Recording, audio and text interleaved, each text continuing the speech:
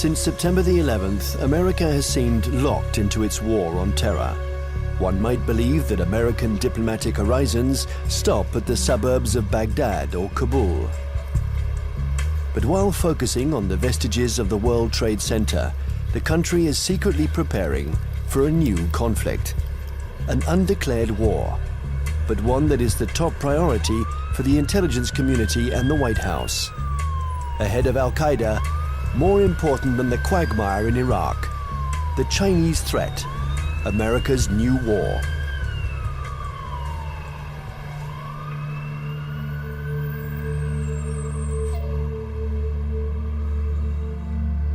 They have a term they call comprehensive national power, which is economic, political, military, all together, cultural. And they say this is the essence of China. This is the time for China to rise. Our time has come. This is the Tang Dynasty again. We are a great power. We are a world power. They are playing the old Sun Tzu game, winning the fight without firing a bullet, or that isn't what Sun Tzu said, but win the battle without losing men. That's the best way of winning. And I think they're very conscious of this, but they're willing to fight.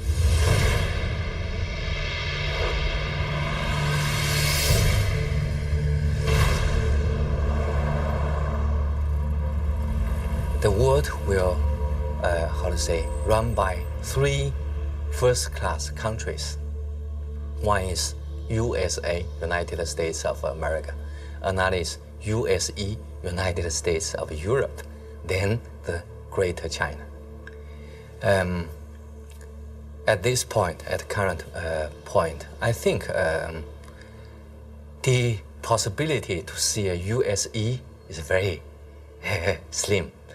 But the USA stay as top one country is something sure, right?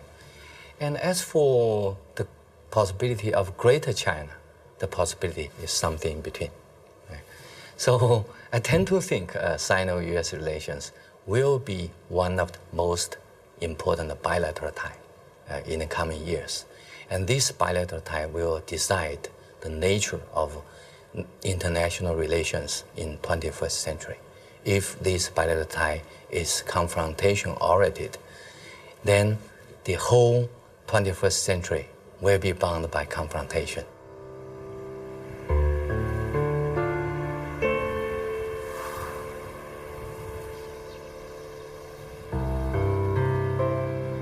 Kinmen Island, the actual frontier between the two giants, and where the ultimate confrontation may take place. This little island belongs to Taiwan, but it is only 2 kilometers from the Chinese coast. From here, one can see the inaccessible banks of Fujian province, where hundreds of ballistic missiles point at Taipei.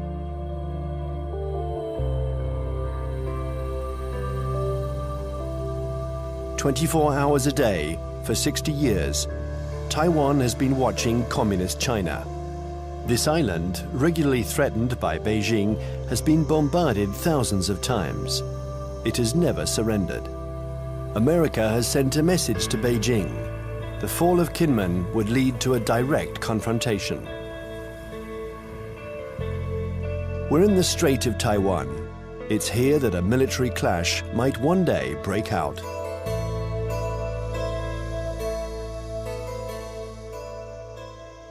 Taiwan is one of those emotional hot-button issues, the way Jerusalem is to Palestinians and Israelis, the way Kosovo was to the Albanians and Serbs. And for most mainland Chinese, Taiwan is rightfully a Chinese province. This was territory that they believe was stolen from China by Japan in the 1895 war, and that the United States prevented reunification during the early stages of the Cold War because of our opposition to communism.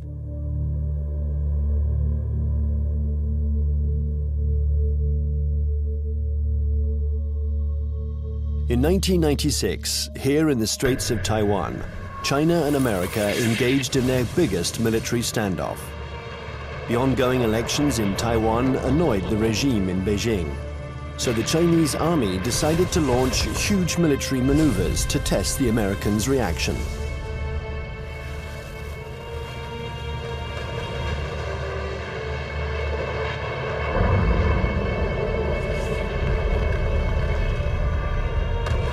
After several days of this Chinese show of force, Washington deployed 2 aircraft carriers. It was the first time the two countries came face to face.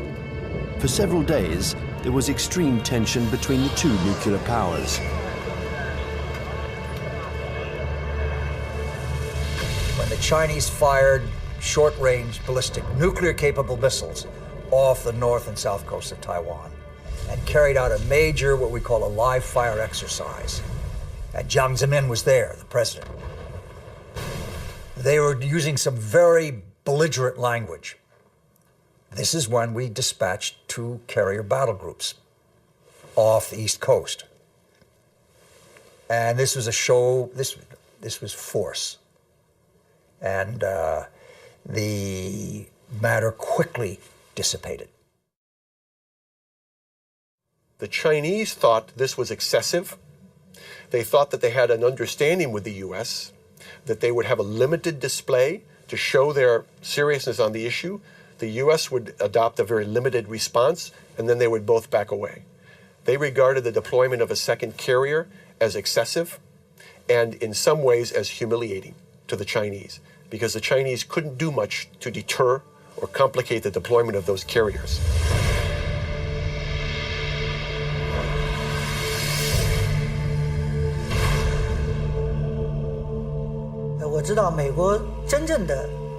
I know this story well, and I can tell you that the truth is very different from the American propaganda. I was there in 1996.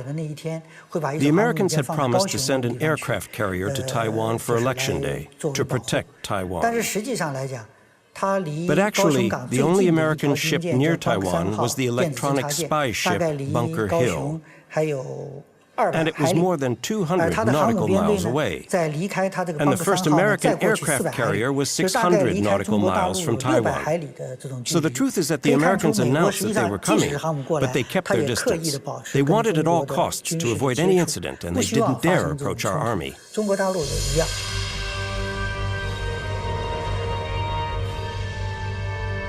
Even if the Americans didn't take much of a risk, in the eyes of the world, they reaffirmed a sacred principle of their foreign policy. They support Taiwan. And they will continue to do so, regardless of China's growing power. I think believes Taiwan is very important for a number of reasons, not to mention the fact that it's our 8th largest trading partner, our 6th largest market for agricultural goods. It's one of America's most important sources of high-tech semiconductor products. Even though they're imported to the United States via China, they're made in Taiwan. But that, of course, isn't the only thing. The real reason I think America has a commitment to Taiwan is because Taiwan is a democracy. It is, in fact, the most vibrant and dynamic democracy in East Asia. And it's a democracy that came to fruition under the pressure of the U.S. government, primarily the Congress, after 40 years of very tight authoritarian rule by a regime that came from mainland China. I think, however, the real reason that the United States, especially the Pentagon, is so concerned about Taiwan is that it has been a very strong defense and intelligence partner for the last 50 years, including the last 30 years since the breaking of relations with the Republic of China on Taiwan. We have still maintained a very strong defense relationship and a very strong intelligence collection relationship with Taiwan. I would say the United States is committed to Taiwan. This goes back historically a long, long way. World War II, we were there. And we were looking for a strong, unified, democratic China. Well, we got 2/3 of it. Strong and unified, not democratic. Now we're calling China a responsible stakeholder. We've got half of it. We've got a stakeholder, but not a responsible one yet. The U.S. feels that we have an obligation, legal, moral, to Taiwan, that we cannot stand idly by and let this be taken over by what looks like an authoritarian, communist-influenced power. This cannot be.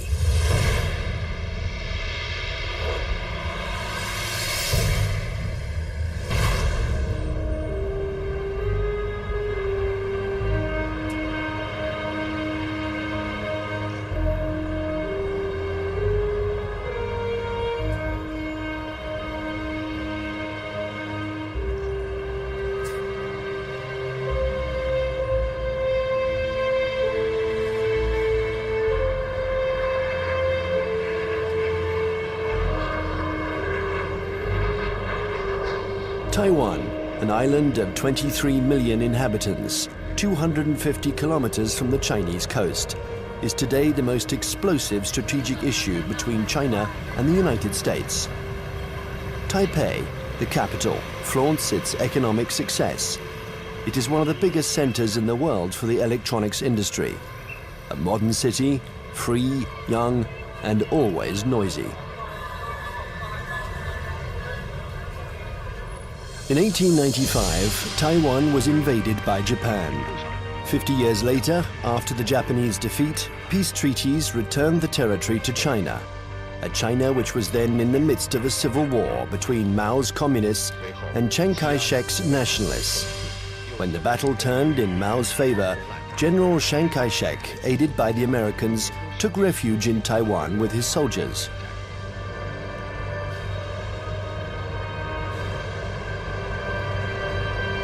Since then, two Chinese governments have coexisted. In Beijing, the communist regime that controls the entire mainland. And in Taipei, the nationalist regime, having become little by little a democracy, calling itself the Republic of China, which rules only Taiwan. Officially, these two governments both claim to be the legitimate representatives of all the Chinese. Taiwan is not recognized as a state by the UN. Only 20 small countries maintain diplomatic relations with the island. A fragile independence, while Beijing still considers Taiwan as the 23rd province of the People's Republic, a rebel province that the regime intends to reunite with the motherland. I would say two major motivations. There are many others, but two major ones. The first one is national pride, unification of China. They are committed to this. This is a strong emotional drive in China. And you don't downplay it. It's real. It's powerful. The second is strategic. They know through history, if Taiwan is in unfriendly hands, that China is very badly affected. If you turn the globe around, and if you were the Navy commander of the Chinese armed forces, then you will see the only way to protect my coastline is to extend our defense and power projection capability far away from our territory. Why I need to do that? Because the economic center, financial center, education center, production center of today's China is all on the coastline. So the Navy's mission is to make sure that nobody touched this so I can continue to grow. To go out, you have a big stone right there. You can go other places, but there is a stopper, a stone blocking your way, and that's Taiwan. Now, Taiwan depends on the outcome of elections that could change its executive power and stock market risks that can endanger its economy. Beijing, nevertheless, has understood that whatever the mood on the island, especially when it is favorable to political reconciliation, the strategy must never change. Imperturbable, the communist regime continues. On one hand, to offer Taiwan favorable business privileges on the mainland. On the other hand, it regularly reiterates its military threats. If the Taiwanese are too insistent about their desire for independence, they're going to have to fight for it. Whatever Taiwan's political tendencies, Beijing's position doesn't change one iota.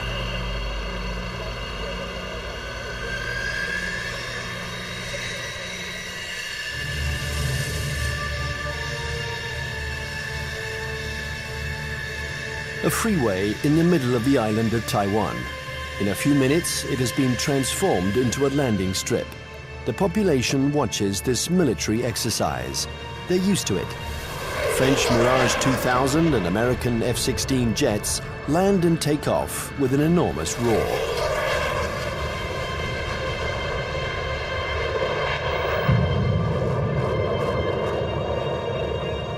Faced with the uncertainty of American support, Taiwan organizes its own defense. Everyone knows that the airports will be the first target. Strategists on both sides of the strait affirm that the war will first begin with an air battle.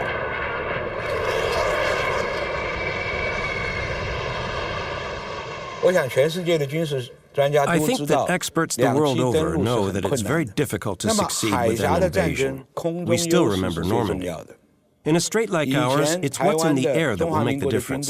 And we've always tried to keep a strategic advantage over China, our air superiority. But with the Chinese missiles, this equilibrium has been put into question. They can destroy our airports. And if they are destroyed, we lose our only advantage over China, our air superiority.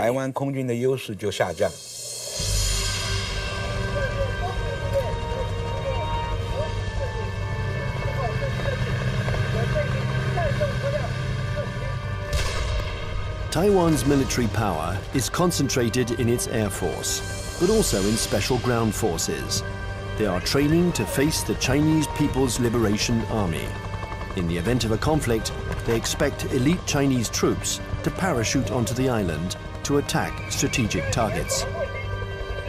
Every Taiwanese people here knows that when the war comes, Taiwan is going to take the first bullet. We are going to take the first bullet, and probably we're going to take the bullets continue for about 2 weeks until a month, until that the United States coming. And there's no way that U.S. will come here to fight a difficult fight. If they really want to get involved, it's better for them that to wait when the Taiwanese people, we are wearing down the Chinese elite troops and give them the huge number of the sacrifice. And then the U.S. can come in and clean out the battlefield and win an easy fight. Everybody in Taiwan knows that.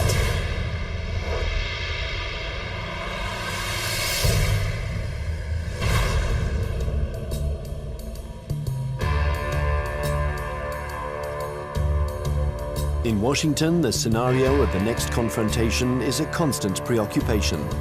They know that Chinese military power has increased significantly.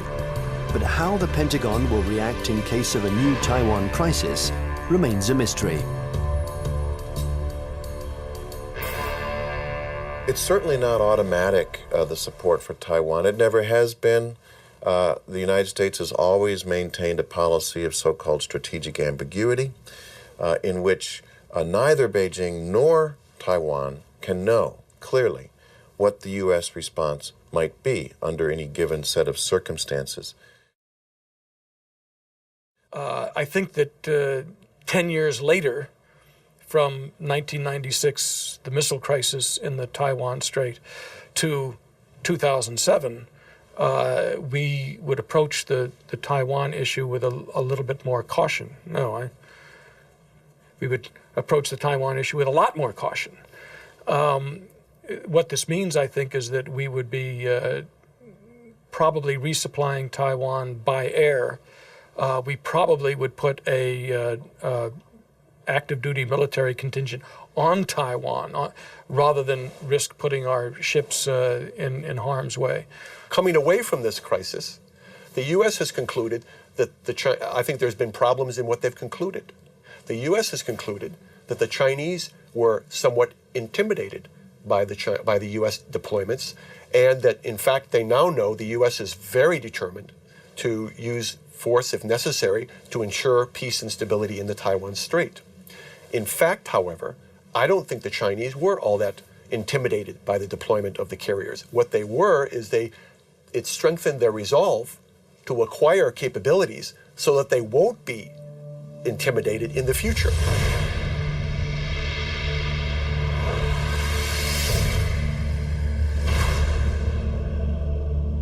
Since the 1996 confrontation between China and the United States around the Taiwan issue, I think China's military modernization speed up. And people saw some achievements, right? Now China owns J-10. That's the typical third generation fighter. And that made China is the third country that can independently produce the third generation firefighter. I think that's a strong signal to the US side, what achievement on military modernization on PLA side. If China's own terminal objective is trying to so-called unify Taiwan by using force to take over, I think their military capability is good enough. But I don't see that, because they're increasing their military budget over the last decade, almost every year, 2 digits.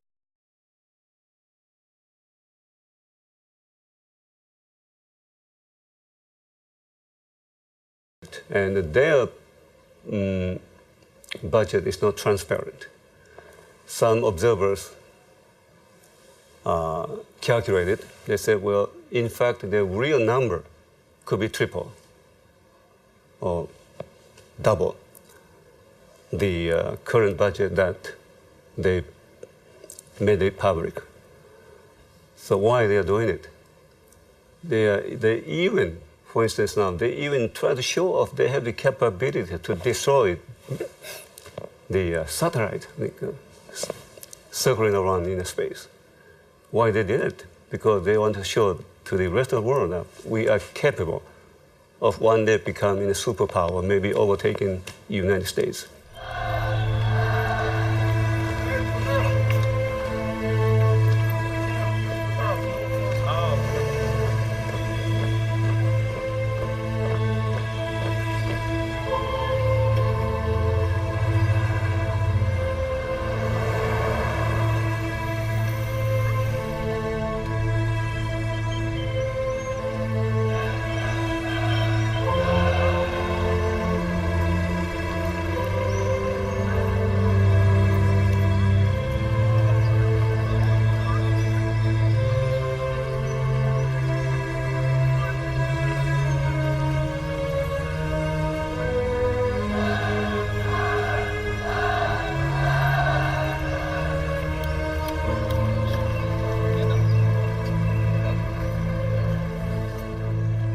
Frankly speaking, the status quo balance of power is still strongly in favor of the United States. But the situation of balance of power is on the change. And I think time is on China's side.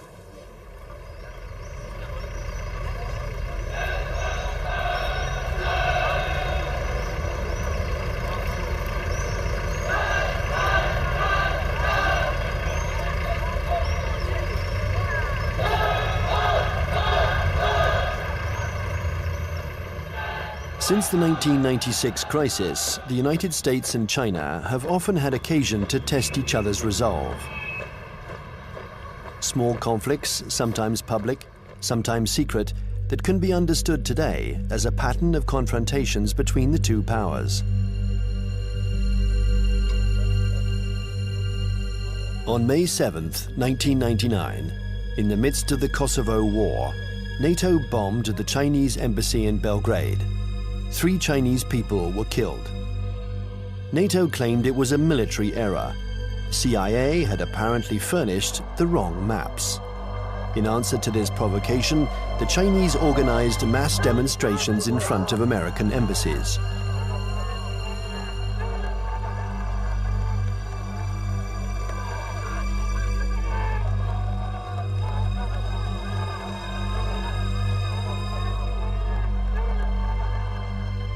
Less than 2 years later, China had its revenge. The 1st of April 2001, an EP-3 took off from its base in Japan. It's a spy plane that flies regular electronic surveillance missions along the Chinese coast.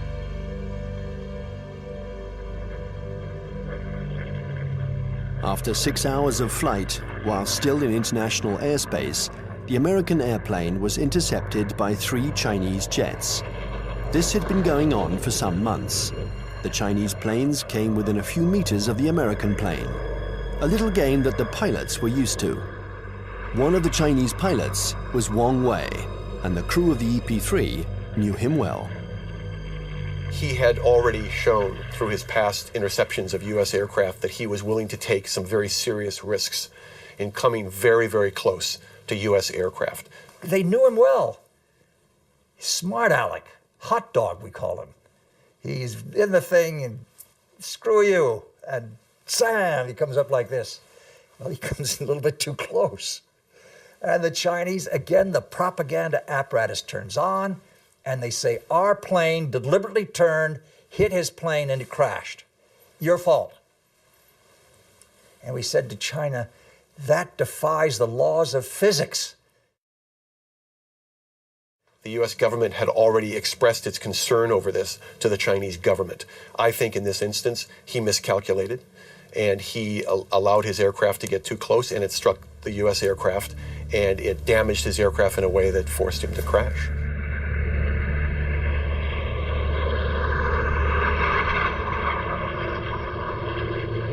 The Chinese jet plunged into the sea.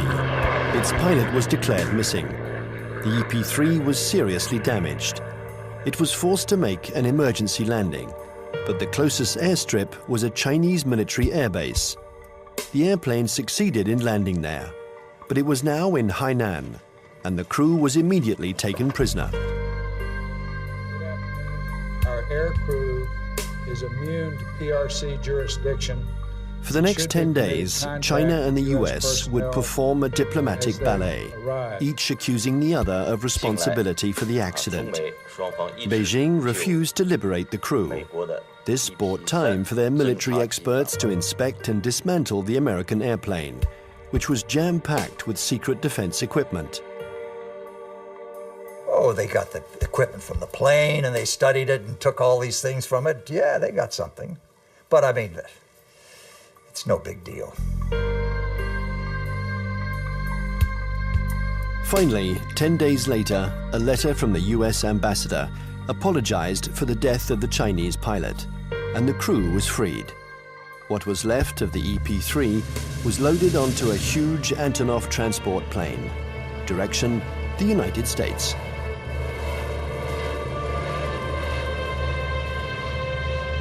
The People's Liberation Army did the same thing after each small battle. They analyzed all American techniques and strategies. It was almost an obsession with Beijing. Chinese military development was entirely oriented towards a confrontation with the US. In 1996, China understood that aircraft carriers were the main threat, so they tried to develop arms to counter them.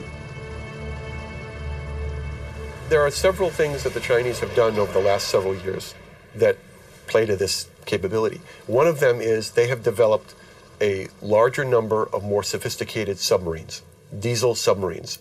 And contrary to what a lot of people think, many diesel submarines are quieter than many nuclear submarines. They're very hard to detect. The Chinese have built a significant number of new types of diesel submarines. They've also developed a significant number of new varieties of surface warships. Both of these sets of capabilities have application to the Taiwan situation. And the Chinese have deployed the submarines in some instances to areas well beyond Taiwan. They've deployed them around Guam, which is now becoming an area of increased U.S. military presence in the Pacific. They've shown by doing this that they have the capability to deploy submarines into far deep water areas.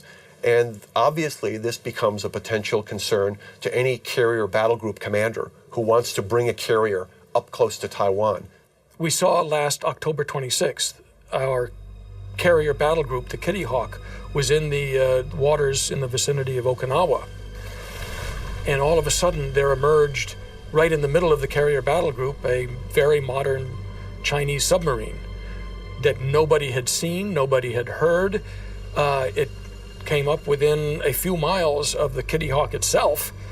And we know that this submarine is equipped with very advanced torpedoes, and that if it wanted to, it could have sunk our carrier. The Chinese know we are dependent on two things militarily in Asia. Number one, satellites. Number two, aircraft carriers. They have demonstrated to us they can take out each one.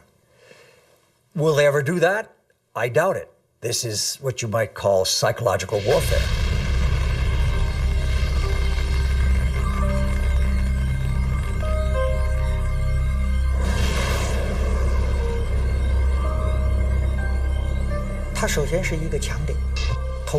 Satellites are an American strong point. But if you look closely, they can also be a weak point. The U.S. relies on satellites to control their entire communications network, and that's a weakness.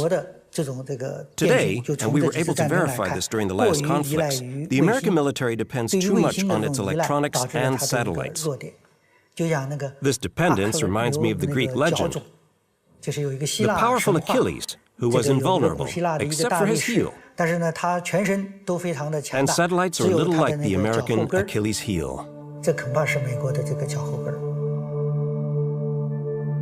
11th of September 2006, the People's Liberation Army launched a missile that destroyed one of its own satellites.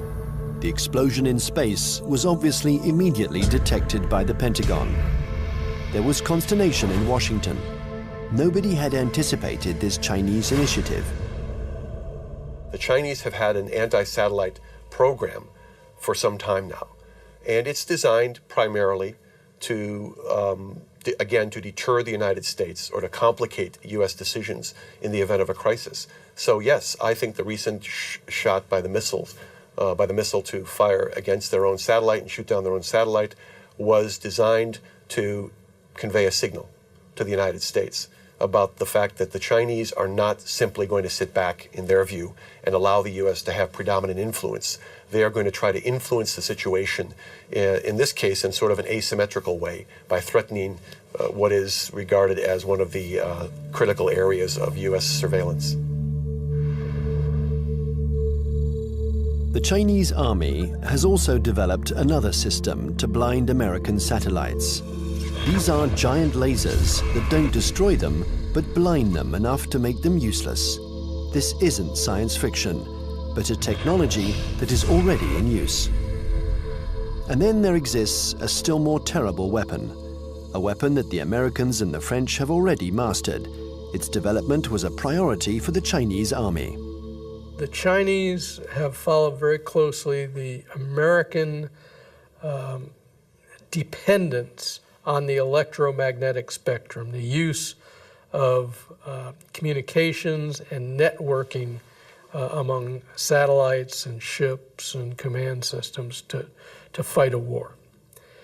They saw what happened in the first Gulf War, they saw what happened in Kosovo, they watched Afghanistan, they watched the second Gulf War, and they realized that we are more and more dependent on the electromagnetic spectrum and moving communications back and forth. And an electromagnetic pulse, which is produced by detonating a nuclear weapon, usually fries transistors and stops that kind of communication.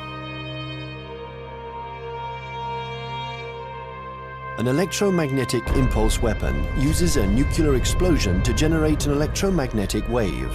When this wave hits boats or planes, it instantaneously destroys all electronic equipment. No one dies, provided they are far enough away from the nuclear explosion. But the American battleships, totally dependent on electronics, would immediately be disabled.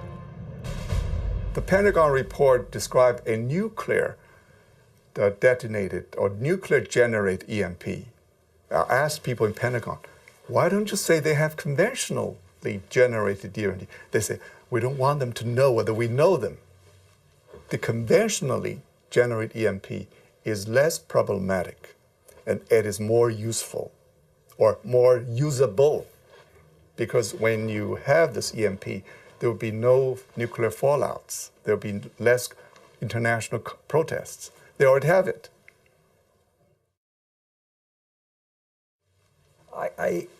Yes, it is like shooting down the satellite, getting the submarine under the aircraft carrier, EP-3 incident off Hainan. It is, look, we mean business. You pay attention to what we're doing. We're publishing the figures that our military budget is going up because we are creating a strong defense against you. China's developing power isn't only military. The regime has understood that it has to make use of every citizen, every business, every organization in its confrontation with the United States. An arms race wouldn't make sense against Washington. It's a war to control energy, the media, culture, and raw materials. And facing an America that overconsumes, that is deeply in debt, an America weakened by its own excesses, China counters with its best weapon, its breathtaking economic growth. The new threat isn't the classic military threat, direct confrontation between one country and another. Today, it's no longer guns against guns, airplane against airplane, or tank against tank. Confrontation takes many forms, in many different areas. For example, in finance or the media, there can be attacks in all these areas. The object of these new kinds of conflicts is the same as in a conventional military confrontation, forcing the enemy to accept certain conditions. It's still war, but war today goes beyond this military domain. It's what we call an unrestricted war. One has to learn to decode the battles in this new war. Sometimes they are small events that seem harmless at first. Thus, on February 27, 2007, the main American stock indexes plunged. Paris had just lost 3%. New York is in an uproar. The cause of this mini crash began with a tornado that originated on the other side of the world, in Shanghai. Suddenly, and with no apparent reason, the stock market there lost 9%, and it took the whole planet down with it. Nobody really understands what happened, but in New York, they pondered the lesson.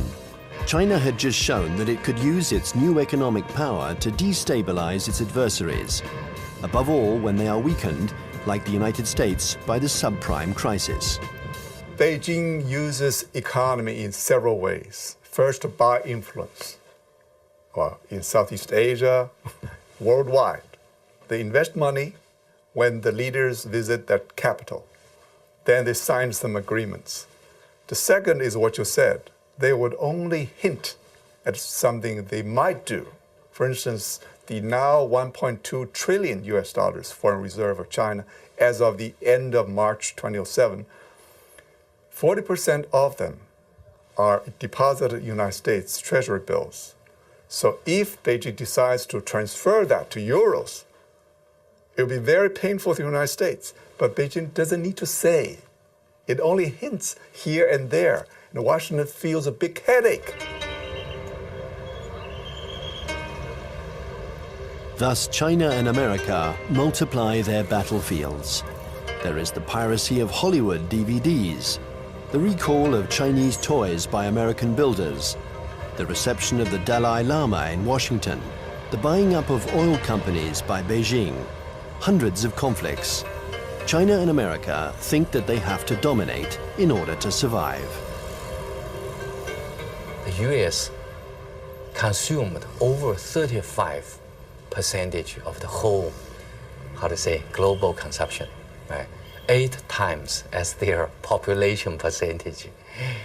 So they enjoy this position as the only superpower. Then they can get extra resources. So there is a bipartisan support stance for US foreign policy. They will remain as the only world leader in the world. And then they will keep alert against any country, no matter the name of this country, China, French, Russian, Germany, India, Brazil, any country that can threaten the US dominance, that will be a problem.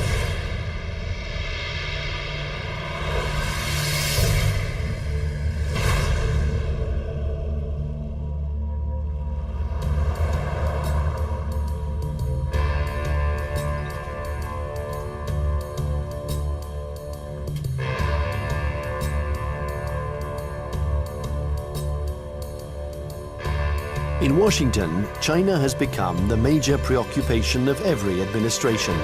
China is a competitor in the realms of economics, media, and technology. World hegemony is no longer measured by the number of nuclear warheads.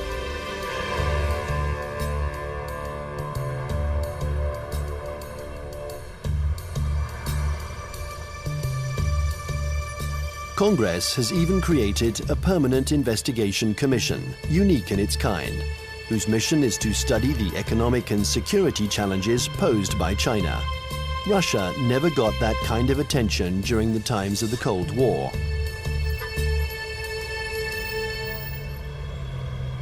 There is a global plan from China. They have two. One was started in March 1986, called the 863 program, and one in March 1997 called the 973 program. The first, the 863 program, called the Torch Plan, was a global plan designed to gather and bring to China dual-use technologies that could be used to improve China's technological base and economy and industry while improving its military capacity. And it's an organized thing, you know. Each industry every year from the central government gets goals and targets and objectives and gets told to send people out and go do that. So it is organized, and it's not perfect, but it's organized. And the 973 plan is a parallel designed to improve their capacity in basic research and innovation. People in the States pay too much attention to China. So there are some oversensitive on China. Then this oversensitive leads to a lot of, over-exaggerate conclusion. So that's no good to find the real fact. I think the real fact is that the economic power of China is still far ahead of, far lack of United States, not to mention military power.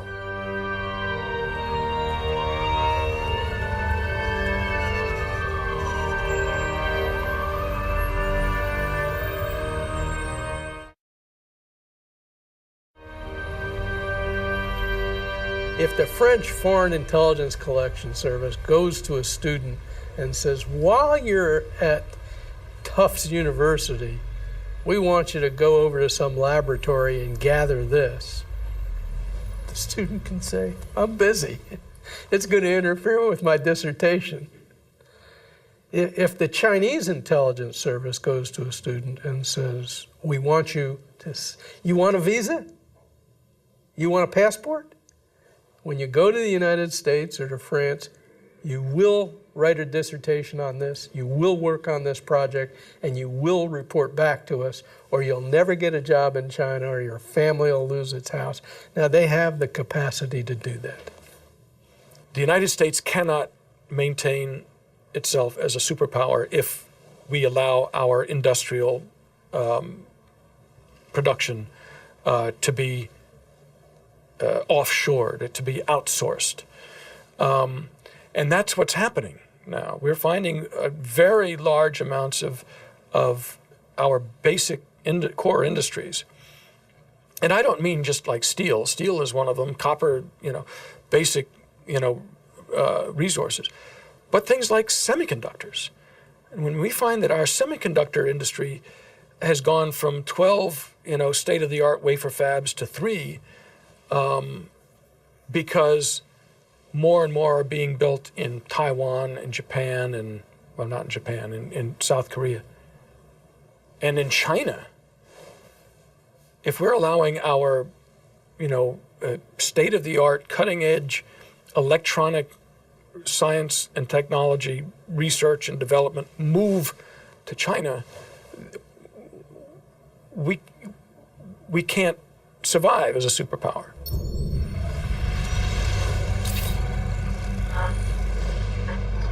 This technological war culminates in cyberspace. China and the US have armies which are developing cyber soldiers who spy on or attack each other's computer networks.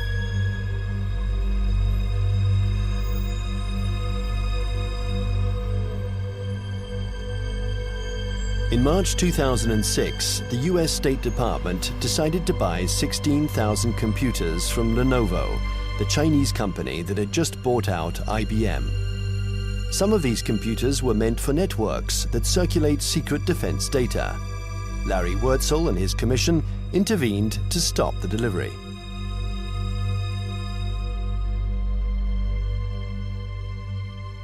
Having been an intelligence officer for a lot of years, 25 years in military intelligence, and having also for a part of that time worked on counterintelligence and signals intelligence, communications intelligence, that I knew it was technically possible to alter or embed either software or even hardware into a computer that would allow someone access to a whole network.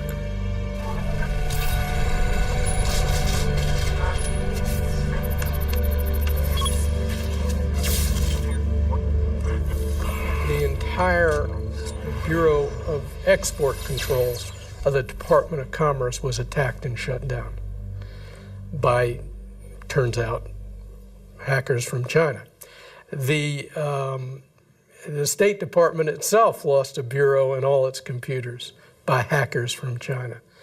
The National Defense University of the United States had its computer systems shut down, and the Naval War College had its computer system shut down.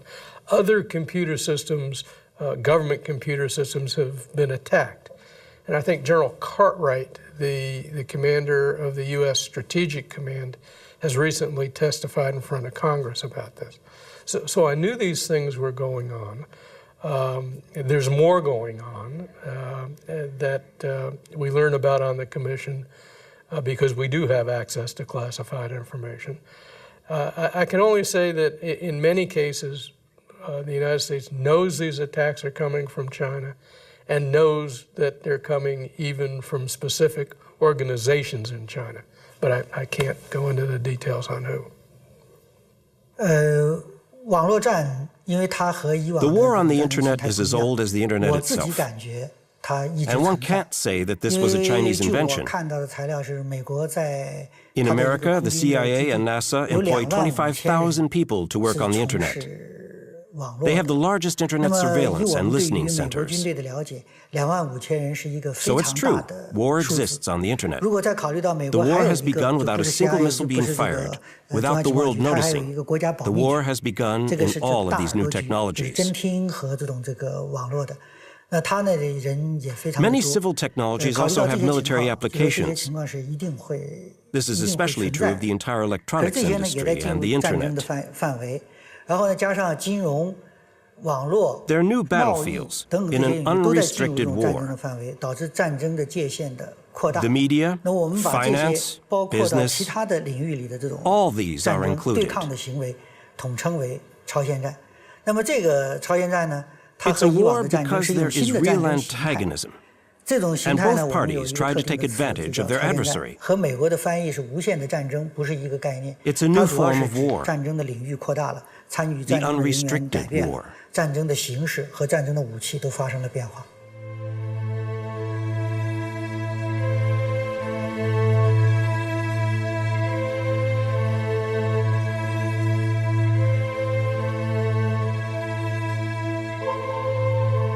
This unrestricted war has already begun. Almost everywhere in the world, there is a fight for oil, for water, for resources that are dwindling in the eyes of the West because of China's development. America uses its military might to assure its power and guarantee its vital supplies. China employs an asymmetrical strategy.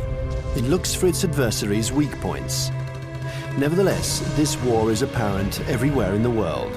In North Korea, Myanmar, Iran, or Darfur, in all the hotspots, China and America are opposing each other in the wings.